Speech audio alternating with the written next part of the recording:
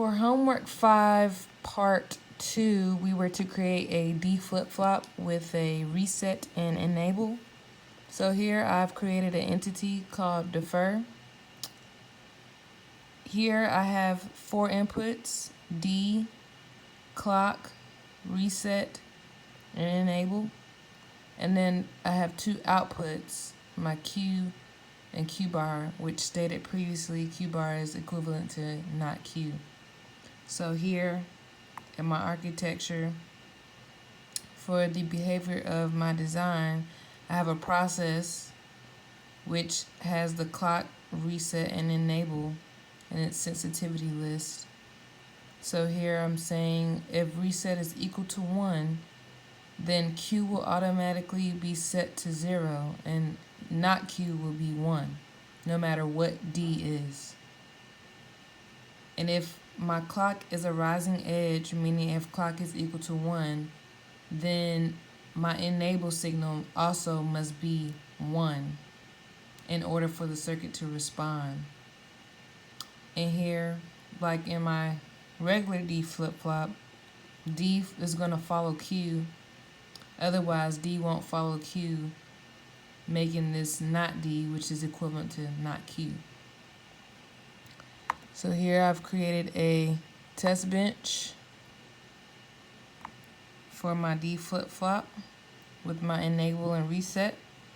I have my entity, then I have my architecture, and for the behavior of this architecture, I have to instantiate a component, which is the same as my entity and my D flip-flop with my enable and reset that I just previously showed you.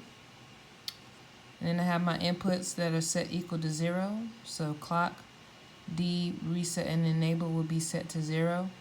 My output is set to equal to 0, and my outputs are Q and not Q. I instantiate my unit under test, which stated before was my D flip-flop that I previously showed you. I have my port map with all the pre-signals I just showed.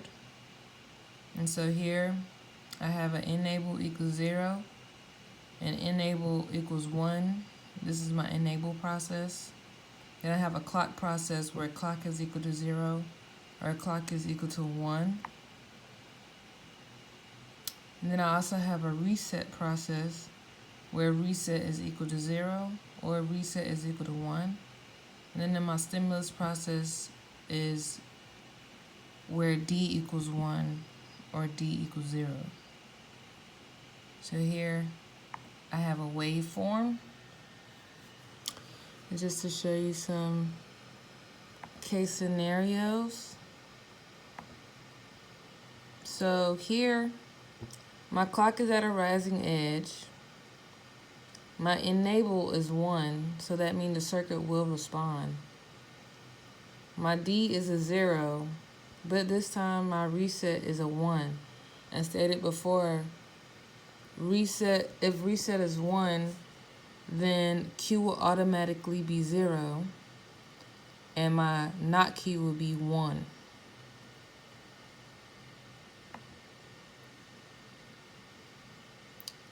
Here, my clock is a rising edge at 1, and my D is 0. My reset is not on, but my enable is. As long as the enable is on, then D will follow Q, which D is 0 and Q is 0. So my not Q will be the opposite, which is 1. To give you an example of a falling edge, the circuit won't respond correctly if it's a falling edge. If my clock is falling edge at 0 and my D is 1 and my reset is 1, then my enable is 0, so my signal is off, which means it wouldn't respond correct.